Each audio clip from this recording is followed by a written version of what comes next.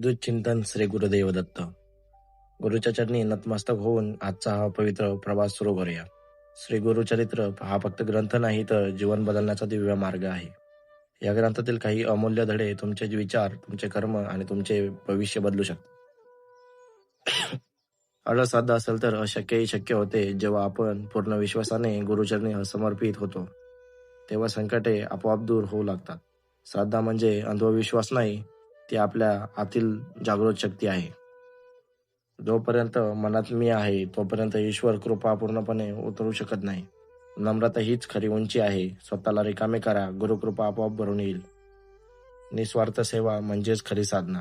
सेवा केल्याने मन शुद्ध होते आणि जीवनातला खरे समाधान मिळते. लक्षात ठेवा, सेवाभाव हा भाग्योदयाचा सरळ मार्ग आहे.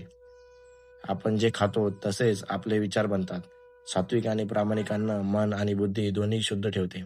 जेवणापूर्वी कृतज्ञता व्यक्त करा, हीच एक मोठी साधना आहे. प्रार्थना केली म्हणजे फळ लगेच मिळेल असं नाही. गुरु कधीच उशीर करत नाहीत. ते योग्य वेळेची वाट पाहतात. संयम ठेवा, तुमच्या कष्टाचे फळ नक्की मिळेल. जसे संगत तसं आयुष्य. चांगल्या लोकांच्या सहवासात मन उजळते आणि विचार अशुद्ध होतात.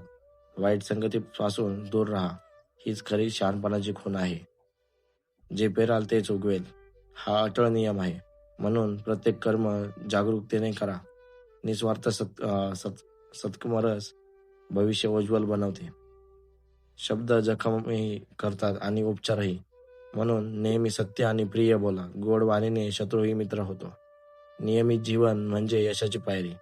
लवकर उठणे, साधना, कर्तव्य पालन यामुळे मनावर ताबा येतो आणि आयुष्य सुकर होते. क्षमा करणे म्हणजेच कमजोरी नाही, ती मोठेपणाची निशाणी आहे.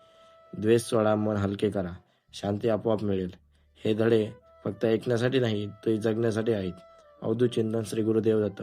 दत्तगुरूंची कृपा तुमच्यावर सदैव राहो. भेटू अशा एक नवीन व्हिडिओमध्ये. चला तोपर्यंत श्री गुरुदेव दत्त.